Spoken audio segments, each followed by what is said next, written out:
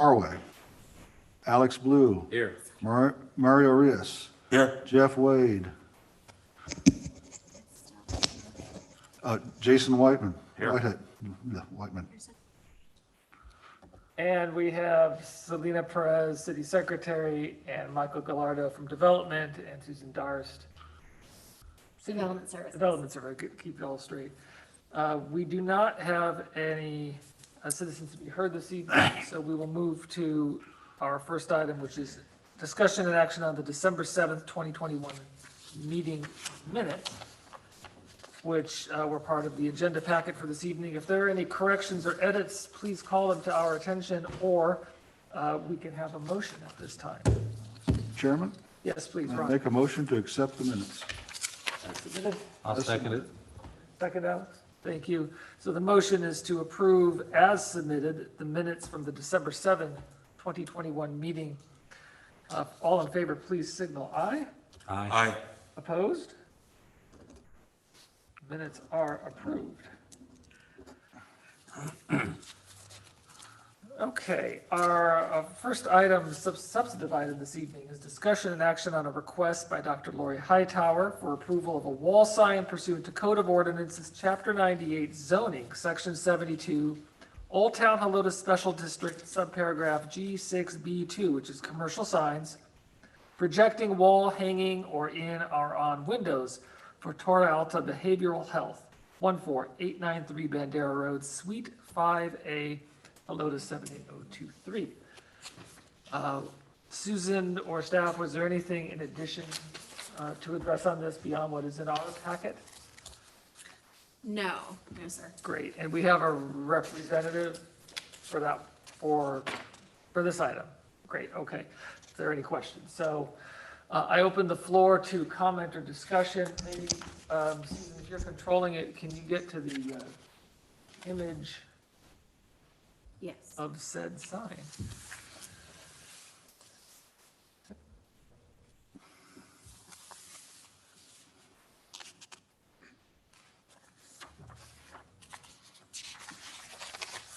All right, that's the placement, and the sign itself is right there.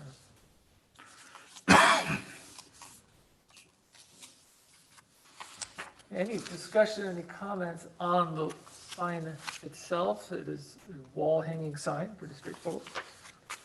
Mr. Chairman, Yes, Alex? I think the sign is consistent with the signs on that length of the building. It fits every last one of our codes. It just meets all of the requirements and what we want the signs to look like and be like, and I would recommend, and once you get finished with your asking for comments, I'm ready to make a motion. Thank you, Alex. Any other comments or discussion? And to be clear for staff, with staff, as a wall sign, it does not require the address to carry on a wall sign. Is that correct? Correct.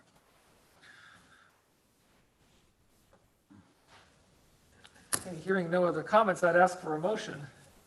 Mr. Chairman, Go ahead, Alex. I recommend the planning and zoning, I move that planning and zoning recommend to city council approval of a request for a sign by Dr. Lori Hightower for approval, section 98-72 Old Town Helotes Special District, subparagraph G6B2, commercial signs for Torre Alto Behavioral Health LLC, located at 14893 Bandera Road, Suite 5A, Helotes, Texas.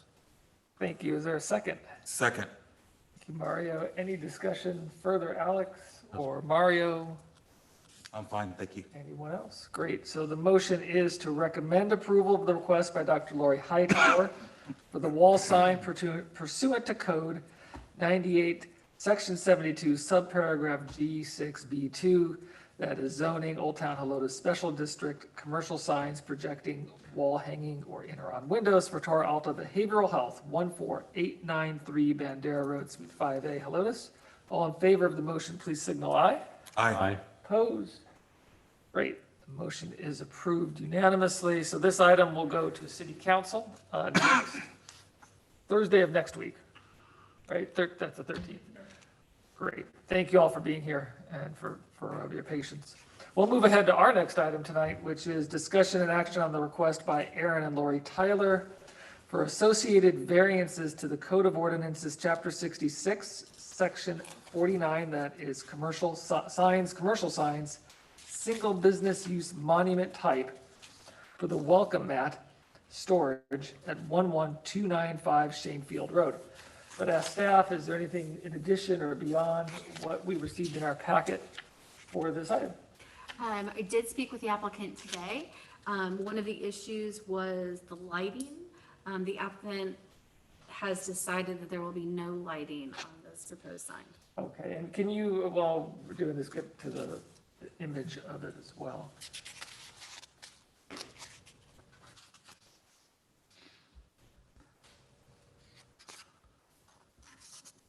All right, thank you. And I gather you're here for this item, so I would, we will open it up to discussion here, and if we have questions, you're obviously the person best positioned to answer them. So I open the floor to comment or questions from the commission.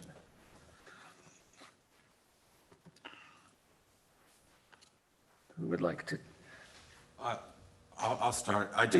Just for legal and the question is on the size, it says that it's 76 square feet larger than what is allowed. Even with the variance, would that be something that can be done, or is that going above and beyond? So as a variance request, the commission and city council could approve anything as a variance. The way the code is written is that we have within our purview the right to extend, I think it's 20 or 25%, I forget which now, 25% beyond code without any special requirements. So that would not be 76 additional square feet, but it would be some portion thereof. If that answers your question, Mario. Thank you, Greg.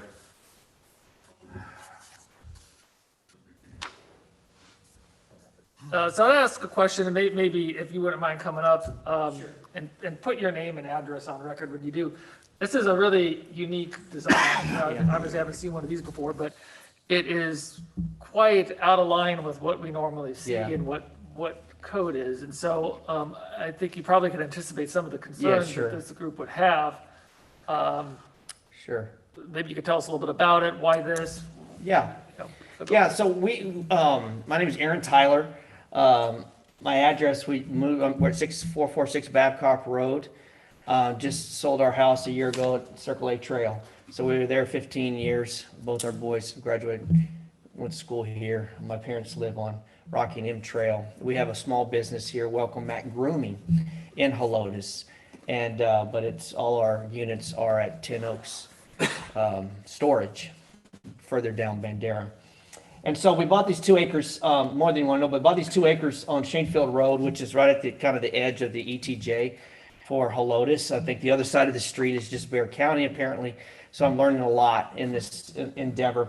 And you have the retaining walls that are quite high and a lot of tree cover and canopy cover along that road. And so we were thinking this would be inside the fencing and the electric gauge, et cetera. And it would have the same sort of theme, kind of in line with Helotes. It's a corn silo. It's not both of these, but this is the gentleman who is selling them. And he has 2 available. I think he has 1 left now. And so that's the only one I could, I have not purchased it yet until I had, approval. But basically, kind of in that theme, something that could get up and over the 6.5-foot fencing there. So only a portion of that would be showing, which would be the larger part of the silo. It would sit on a concrete foundation bolted in, and it would have the sign, the Welcome Mat Storage, painted on the side towards Shanefield Road. So I thought it fit within the Helotes kind of identity, corn silos, sort of that theme. It's not, it's not going to be just out on the road. The part that begins to cone in will actually, most of that will be behind the fencing that the storage units, where the storage RVs and trailers will be. So it was just a creative option. Other than that, what we'd have to do is we'd have to bring the fences in and just set some sort of monument side outside on the grass there somewhere. And as you envision this, there is some type of, I don't know what to call it, the sign with the name of the business would be affixed to somewhere on the silo itself, is that right? That's correct, yeah.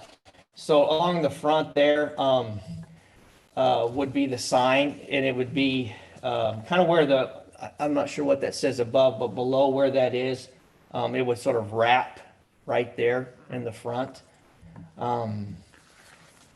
Did it say, I don't recall, did it say what type of material that is envisioned as? At the time that the paperwork was produced, our discussion was that the sign would be painted. And that's still the case, Okay. yeah. While the applicant is here, comments, questions for him? So you mentioned sorry, we'll ask a couple questions. You mentioned there's going to be a fence in front of this, I guess like a 6-foot fence Right. to surround and protect the Right. storage area. Yeah, so what would happen on the Shanefield Road, it's 200 feet of road frontage, and it would come in, and it's basically 2 5/8 piping, painted black, nice fence, and then it would come in like this, and that's gonna be cedar post fence. So it'll have all the cedar posts, and then there will be an electric gate with a keypad here at the front, and then the sign would be just offset from that, but behind the fence. There's flexibility in terms of cutting down, posting it not quite as high, doing some work on this particular one, but this is the one I could find that I thought really had some character that's available here. Many of them are much larger. And so I thought this one was appropriate for what we were trying to do. Go ahead, Jason. That's it? All right. Ron or Alex, anything? So you're not, Mr. Go Chairman, ahead. so you're not locked in on the 20-foot tall? I'm not, it would be a lot simpler, but I'm not locked in. No, it's more the character of the sign itself and if it's too low, it might, not quite work. I'd rather keep it on the inside of the fence than on the outside, because you are on retaining walls there. It would also allow me to bring the fence out as far as I can on that retaining wall. No, just for reference, how tall is the cone? The cone, I do not know if that's 20 feet. If that's 20 feet high, I'm guessing it's probably 11, 12 feet, maybe 10. Would you be open to cutting some of the cone off and dropping it down some? Sure. Yeah, I don't think it would be too difficult to cut that below the cross members there. So that's certainly possible, especially if the majority of the cone kind of is able to get above the fence where the sign Right, yeah, would you be. want the base of it, I mean, the large part to be above the fence. Right. Mr. Chair, Let me go to Alex first. Mr. Chairman, thank you. Obviously, if we look at the agenda item, there's multiple issues. It's not only the height. The height being 20 feet is considerably higher. It's more than double the allocated for a monument sign for a single tenant occupied businesses, which is only 8 feet. And secondly, of course, this doesn't have any base, as has been consistently required by planning and zoning and council. So there's no base associated with it as well. We also have a size issue. So even if you cut it down by a third and you cut the bottom of it off, which in my opinion would probably completely discount the whole creative part of it, and I applaud the creativity. I just don't see how this is going to get anywhere close to complying with code in multiple facets. We have been consistent over the 20 years that I've been doing this, and you and as well, Mr. Chairman, of insisting that the entire size of the monument sign be considered in the size requirement of the sign. And as we have witnessed over the years, anytime we do even a slight variance, it comes back to be quoted in future requests and applications. So to allow a sign at 20 feet or 12 feet, which is so far above the 8, to allow a sign to be of a square footage that is considerably larger, to have one without, and we've had a lot of folks that have wanted to have a pole sign because of a fence. although I didn't get the impression this was a fence that would block the view of the base. No. It's going to be a wire fence, right? Maybe metal poles, but still, you can still see all of the mechanism associated with it. So we have 3 or 4 different areas where we're not even close to the code. And I don't know that it would be fair of us to say, cut it in half, do this, do that, and still, I mean, it still doesn't come anywhere close, in my opinion, to something that we can do without setting what is going to be a horrible precedent for the next door neighbor and the one down the street and all of that. And I realize this is in our ETJ and not in our city limits, but there's a reason why state allows smaller municipalities to control ETJ signage, and that is because it is the entrance into the city, and it is the influence that everybody sees as part of the city, and Sure. that's the case. So, Yeah. my opinion, I think there are way too many variances that are not even close to allow us to make that recommendation for approval in this case. Go ahead. One of the inspirations was the Elm Hollow sign, which is not 8 feet. It's probably 20. I don't know if you're familiar with it right here on Bandera by Dairy Queen. It's that corn silo that sits on a brick pad this tall there. So, I mean, that was kind of, and that has lights, was what I was thinking. So my only concern with that perspective is missing the forest for the trees. I think that just because it may be a precedent for others doesn't make it wrong.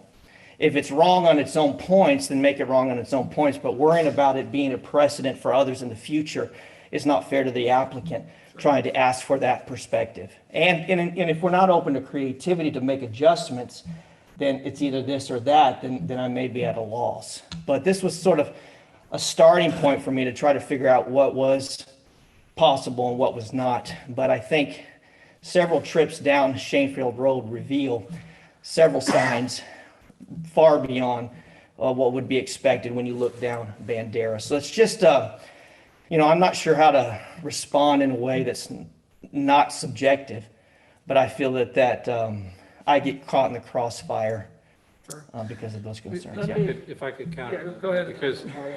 Because the several arguments, first of all, this isn't really an exchange, it's sort of a question time, but the point is that most of the businesses along Shanefield Road aren't within our jurisdiction.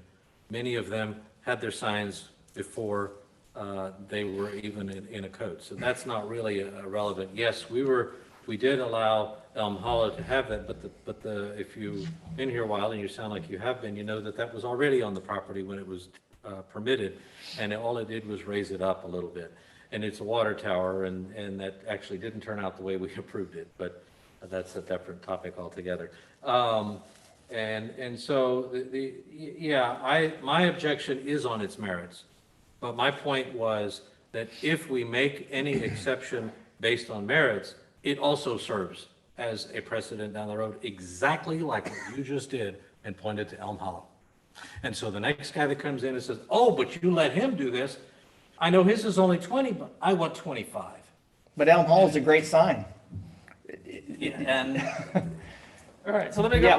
but on the merits is my comment. Let me go, Mario, did you have a question? Well, a lot of my questions were answered. All right.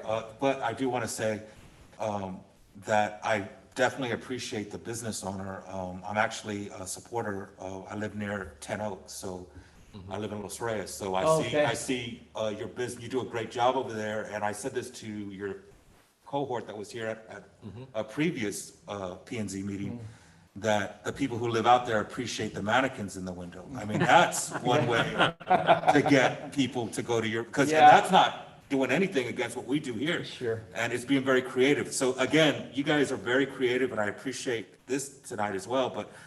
But I do agree that there are multiple variances here that are, there's a lot there that needs to be addressed. But I would like to keep the door open for possible, can we do something to make both sides work? Sure. But I do want to protect our community, and our community does follow the process of the signs and how we have them, because we want to follow code. Sure. But at the same time, we want to work with our business owners. So again, I admire and appreciate you being here, and I would be supportive towards if there was some way we could find a way to make this work without so many variances. Sure. And I don't know if there is, but I Maybe just not, want to yeah. put that out there. Thank you. Thank you. I think at this point, thank you, Mr. Tyler. I think at this point, a motion would be appropriate to discuss. I think, as it's been discussed here, where the issues associated with this are pretty apparent. And the question, I suppose, on the one hand is there a way to change it, to bring it into compliance and have this be something more than like a miniature version of what it is, right? I mean, there's just so much at issue. But at any rate, I think it's more appropriate now to, if there is a motion to be made, this would be the time to make it, and we can talk about the motion.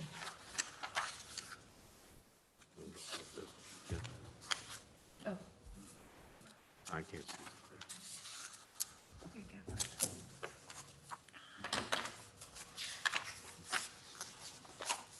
Mr. Chair, one more thought. If we were to go with the denying this request, could it be said in the motion that the business owner could come back to a following meeting with a new proposal showing? Well, that would be assumed for anybody if a proposal is, and council ultimately denies it, then presumably you'd be coming back for whatever you decide to do. So that's always, Or he could pull it and come back with a, That's where I wanted to go with well, that. that's true. That's If it an could be option. pulled. I mean, you have the option to ask us to, and we would, the way we normally work here, if you would like to withdraw it and not go through this process here, I think that is an acceptable tack to take. Selena's coming up to tell me no. Pretty much, yeah. So if what would happen is, as a body, you would postpone the item, allow Mr. Tyler some time to work with staff and probably come up with something that's more agreeable by the commission. That would also prevent it from going to council and Which I think is the key point here. Correct. So I did not use the correct language. You're absolutely right. Correct. We would have to act because it's on our agenda, and our action would be to postpone. correct. And that would then at allow- that point, if you came back with, a purple elephant, it's still something that we would consider. I should have said that as an example. Correct, but yes, that will allow him, this way he doesn't have to reapply the paperwork. Correct, It would be correct. better for, he will come back in February, and then at that time, if there is a decision to be made or a recommendation to be made, then that recommendation would go to council. Thank you. Yes, sir. someone just have to. So I think we would need to make that motion. I think that would be the inclination. Mr. Chairman, I think we have to hear from the applicant as to whether that is something he wants to do. Fair enough. I'm We don't saying- necessarily need to postpone it if he says, no, I really want to make my case before council. And let's make And see that if I can convince them, because they're the ultimate. All we do is recommend.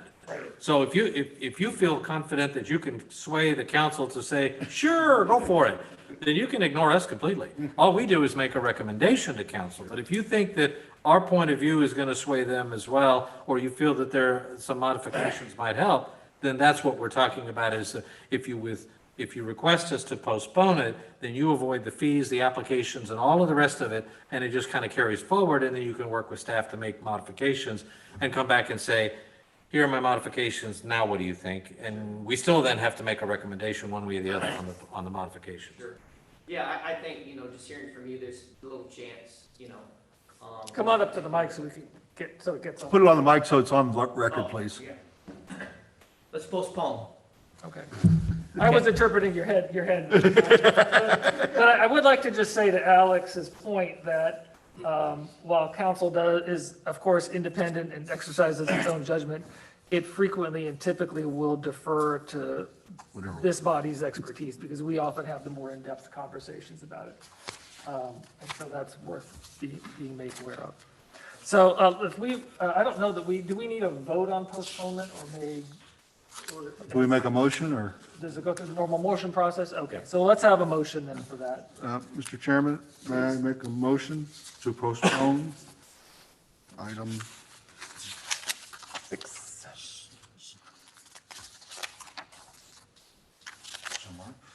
Item 6?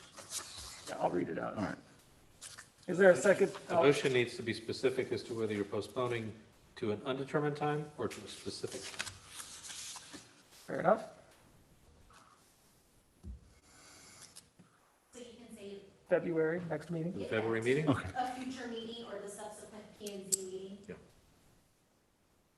Okay. For the postponement, for item 6 for the next future meeting? Next future, I would interpret. Just future meeting. In case we don't have one next one. I'm just leaving it open. So if you want to leave it open, then we would say for a future meeting. A future For a meeting. future meeting? I would say a future meeting because we don't know Take if the Mr. next one. Tyler will be ready in February. Okay, That's fine. very good. So is there a second on that? Second. Or postponing to a future All right. meeting? So just to read it out, the motion is to postpone until a future meeting, discussion and action on the request by Aaron and Lori Tyler for approval of variances to code chapter 66, section 49. That is signs, commercial signs, single business use monument type for the Welcome Mat Storage 11295 Shanefield Road. So any further discussion or any discussion of the item proposed, you made the motion? Yeah. Anything I'm further, good. Mario, anything further? No, just again, I just want to thank the business owner for being here tonight.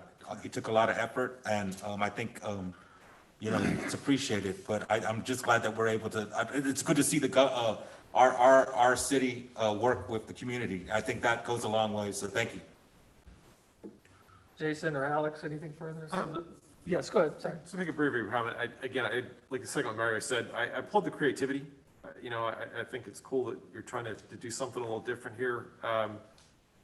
Just a couple things, and we don't like to propose designs as a body, but it's a couple of thoughts to throw out there.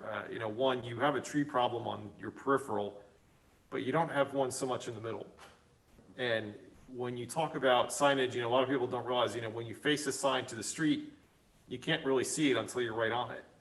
But that's why the monument sign is such a popular design, because it's turned perpendicular to the street and you're seeing it, below the tree line, out near the property, as close to the closest you get to the property line, the visibility of cross traffic. And, that's kind of why they're fairly ubiquitous. And, the other, at least in my own personal opinion, the reason why we push the lower signs is because we don't want them above the trees. We're trying to preserve that, the oaks and the rolling hills of the city, and, that's, going above that is really antithetical to what the code seems to want us to do, so. Okay, so the motion is to postpone until a future meeting, the discussion and action on the request by Aaron and Lori Tyler for associated variances to code 66, section 49, commercial signs, single business use monument type for the Welcome Mat Storage 11295 Shanefield. All in favor of the motion, signal aye. Aye. Opposed? Motion's approved, and so we will await future meeting to have another discussion about a sign. Thank you for your patience and for being here tonight. Have a good evening. Thank you. Thank you. That is the end of it. Agenda-wise, Ron, That's it. motion to go out? Mr. Chairman, may I make a motion to adjourn? Is there a second? Second. All in favor of adjourning, please signal aye. Aye. Opposed, we stand adjourned at, I'm gonna throw this at you. What is that, 7:52? I think Mario should stay longer. All right. You got to clean up. There was a cat. Mario, thank you for